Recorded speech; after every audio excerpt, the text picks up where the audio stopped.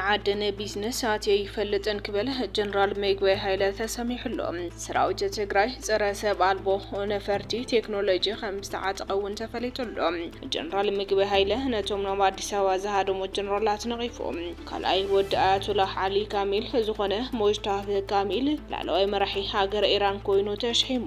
ኣብ ልዕሊ ስዑድ ዓረብ ተከታታሊ መጥቃዕቲ ሰባል ነፈርቲ ተኻይዱ ዝብሉን ካልኦት ሓደሽቲ ሓበሬታታት ይዝናልኩም ቀሪብና ኣለና كسب موداتا زينانا لايك شير سبسكرايب بمقوار كتكتاتلو بخبرنا عدم جنرال ምግበይ ኃይለ ሰራዊት ትግራይ ፀረ ሰብ አልቦ ነፈርቲ ቴክኖሎጂ ዝተዓጠቀ ምዃኑ ፍልጦም ሰራዊት ትግራይ ፀረ ሰብ አልቦ ነፈርቲ ቴክኖሎጂ ሓውሱ በርክት ዝበሉ ስትራቴጂካዊ አጽዋር ከም ዝተዓጠቀም ላዕለዋይ አዛዚ ሰራዊት ትግራይ ጀነራል ምግበይ ኃይለ ዘፍለጠ ኮይኑ እቲ አዛዚ ምዕራባዊ ግንባር ሰራዊት ኮይኑ ንዝሓለፉ ሒደት ሰሙና ሰንኪ ሕማም ልቢ እናሳቀየ ዝጸንሐ ጀነራል ምግበይ ትማል ምሸት ምስ ቴሌቪዥን ድምጽ ወያነ ኣብ ዝገበሮ ፍሉይ ቃለ መሕተት ኩናት بأرمع መንገዲ ክዕወት ዝኽእል በጽቡቕ ዝተሓሰበ ዕላማ ጥራሕ እዩ ሓያለ ሰራዊት እንተሊካም እቲ ሰራዊት ብዝተጸንዐን ግልጽነትን ምስ ዝምራሕ ዝበለት ጀነራል እዞም መሰረታዊ ነገራት ኣብ ዝሕዚ እዋን ኣብ ሰራዊት ትግራይ ዘለዉ መሰረታዊ ክብረታት እዮም ክብል ገሊጹሎም እቲ ሕዚ ዘለዎ ሰራዊትና ዝተምሃረን ኣብ ሳይንስን ቴክኖሎጂን እኹል ርድኢት ዘለዎ ይብል ጀነራል ምግበይ ንሱን ካልኦት መራሕትን ነቲ ሰራዊት ኣበርቲዖም ክሰርሕሉ ጻዊ ተقريبሎም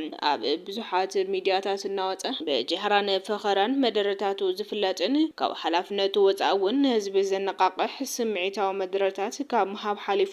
ናይ ተግባር ሰብ ዘይምዃኑ ዝንቀፍ ጀነራል ምግበይ ትማል ኣብ ዘካየዶ ቃለ መሕተት ሕወሓት መሳርሒ ህዝቢ ኣይኮነትን ንውልቃዊ ድሌታት ውልቀ መራሕቲ ንምፍጻም መሳርሒት እያ ዝኾነ መራሒ ከም ናቱ ክገብሮ ዝኽእል ትካል እውን ኣይኮነን ክብል ተሰሚዑም ቅድሚ ሕዚ ነቲ ጀነራል ዝነቕፉ ነጠፍቲ ማሕበራዊ ሚድያ ከይተረፈም ካብ ሕጊ ወፃኢ ተኣሲሮምን ተሳቂዮምን ከም ዘለውን ይፍለጥ እዩ እቲ ጀነራል ተዓጢቕና ዝበሎም ቴክኖሎጂታት ፀረ ሰብ አልቦ ነፈርትን ፀረ ነፈርትን ኣብቲ ጉዳይ ናይ ወፃኢ ስለያን ወታደራዊ ሓገዛትን ምህላዎም ዘረጋግጽ እዩ ሓይልታት ወፃኢ ካባይ ናይ ዶብዮም እቲዮም እዞም ደረጃ ዝሓለወ ናውቲ እቲ ዓብይ ሕቶ እዩ እቲ ቃለ ድማ ዘመረጋጽ ናይ ፌደራል መንግስቲ ክለኣየርን ፀጥታደዋትን ክሳብ ክንደይ ይቆጻጸሩሎም ነቲ ክፍተት ዘርእዩ ወፃተኛታት ብዘይ ፍቃድ ፌደራል መንግስቲ ኣትዮም ከም ዝበለ ከበድቲ ኣጽዋር ከቅርቡን ከለው ማሕወር ድሕንነትን ምክልኻል ሃገርን ኣበይ ነይሮም ሳልሳይን ኣገዳስን ጉዳይ ድማ ዕላማ ምፍታሕ ኣጽዋር ስምምዕነት ሰላም ፕሪቶሪያ ሙሉእ ከም ዝተጣሓሰን ሰሜናዊ ክፋለት ሃገር ናብ ሓድሽ ዝያዳን ኣናውን ዑደት ኩናት ከኣቱ ከም ዝኽእል ሓደገኛ ናይ ቅድመ መጠንቀቕታ ደወል ምዃኑ እውን ተፈሊጡሎም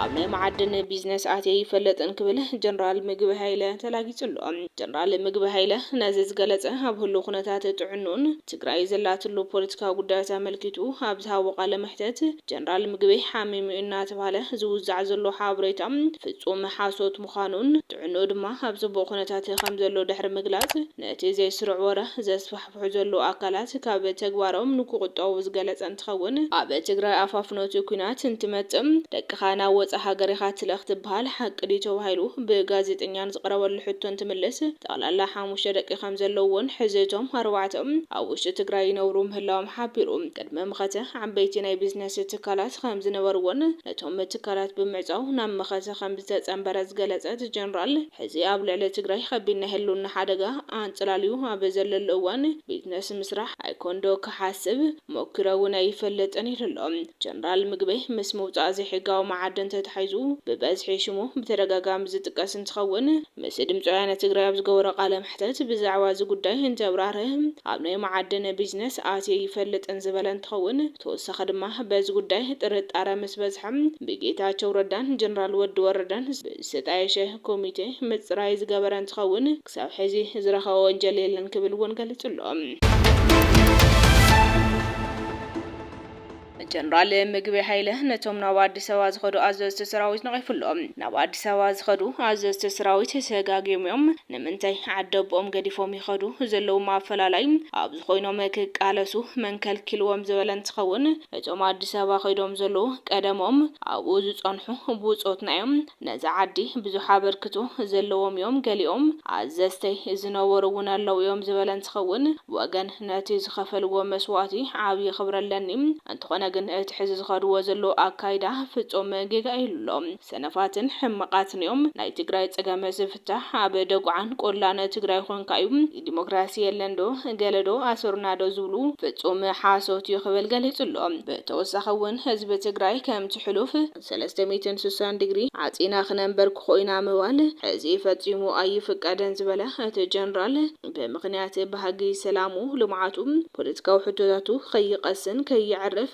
ከይዓቢ ክብተንን ክፈርስን ይግፋዕን ይብደልን ይጓነን ይዘሎም እዚ ድማ ክቕጽል የብሉን ደው ክብል ኣለዎ ኢሎም ህዝቢ ትግራይ ከም ትሕሉፍ 360 ዲግሪ ዓጺ ከንበርክኸካ የምባል ሕዚ ፈጺሙ ዝከኣል ኣይኮነን ህዝቢ ትግራይ ብመንነቱን ባህላዋቱን ብመጻኢ ዕድላቱን ዋጋ ዕዳጋ ዝቐረበን ዝደራደር እውን ኣይኮነን ኢሎም ኩናት ዝዕድሙ ዘለዉ ግን እቶም ትማሊ ዝበደልዎ ዘጋፍዕዎን ዘጓነይዎን ንኹናት ዝዕድሙ ዘለዉ ንሶም እዮም ንሰላም ዘራኽብ መንገድታት ዓጺኦም ከንበርክኹናን ክብትኑናን ድሌቶም ከፈጽሙ ግፍዕታት ይገብሩ ዘለዉ ንሶም እዮም ኢሎም ድሌት ብልጽግና ሕዚ እውን ህዝቢ ትግራይ ከፋፊሎም ምብታንን ትካላት ብመንበርካኽ ህዝቢ ትግራይ ተስፋ ክቆርጽ ንምግባር ብኹሉ መልክዕ እዮም ፀገመ ትግራይ ከጋድሉ ዝጽዕሩ ዘለዉ ነዚ ዝድግፉ ነቲ ዝበደልና ዘሎ ስርዓት ኣጅኻና በሉ ውርደት ህዝቢ ትግራይ ክሪኡ ዝደልዩ ተጋሩ ድማ ኣለዉ ጉዳይ ትግራይ ዝፍትሕ ኣብ ትግራይ እምበር ኣብ ጎጋ ፀላእ ኮንካ ኣይኮነን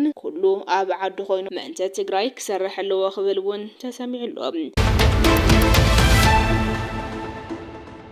ካላይ ወዲ ኣያቶላህ ዓሊ ካሚል ዝኾነ ሙጅታባ ካሚል ላዕለዋይ መራሒ ሃገረ ኢራን ኮይኑ ተሸይሙሎም ንኢራን ከባቢ 37 ዓመት ዝመርሑ ላዕለዋይ መራሒ ኢራን ኣያቶላህ ዓሊ ካሚኒ ኣብ ልዕሊ ኢራን ብሓይልታት እስራኤልን ኣሜሪካን ብዝተፈነወ መጥቃዕቲ ከም ዝተቐተሉ ይዝከር እዩ ነሲዕቡ ድማ ካላይ ውላድ ዓሊ ካሚል ዝኾነ ሙጅታባ ካሚኒ ሓድሽ ላዕለዋይ መራሒ ኢራን ኮይኑ ከም ዝተሸመ መራኸብቲ ሓፋሻት ኢራን ሓቢሮም እስራኤል ድሕሪ ኣያቶላህ ዓሊ ካሚኒ ዝሽወም ዝኾነ መራሒም ስጉምቲ ከም እትወስደሉ ሓቢራ ነይራ ፕሬዚዳንት ኣሜሪካ ዶናልድ ትራምፕ እውን ንሶም ዘይባረኽዎ መራሒ ኢራን ተቐባልነት ከም ዘይህልዎ ክገልጹ ጸኒሖም እዮም ማሊ ሰንበት ንጎ ኢራን ኣብ ልዕሊ ስዑድ ዓረብ ተኸታታሊ መጥቃዕቲ ሰብኣዊ ኣልቦ ነፈርቲ ኣካይዳ እቲ መጥቃዕቲ ትማሊ ምሸት ኣብ ማእኸላይ ከተማ ካርጅ ብዝተፈጸመ ካልኣይ መጥቃዕቲ ክልተ ዜጋታት ባንግላዴሽ ድሕሪ ምማቶም ካልኦት 12 ምቁሳሎምን ድሕሪ ሒደት ሰዓታት እዩ ተፈጺሙ ካብቶም ዝተጎድኡ ብዘይካ ሓደ ኩሎም ዜጋታት ባንግላዴሽ ከም ዝኾኑ እውን ይግለጸሎ ብመሰረት ጸብጻብ ሚኒስተር ምክልኻል ስዑድ ዓረብ ኣብ ሰሜናዊ ኣውራጃ ጃፉን ሰፊሕ መዕርፎ ነዳዲ ሻይባን ዕላማ ዝተገበረለን ሰብኣዊ ኣልቦ ነፈርቲ ዕላማን ከይወቕዓ ኣብ ኣየር ከም ዝተተኮሳ ገሊጾም እዚ ነሲዕቡ ሚኒስተር ጉዳያት ወጻኢ ስዑድ ዓረብ ኣብ ወግዓዊ ገጽ ኤክሱ መግለጺ ኣውፂኡሎም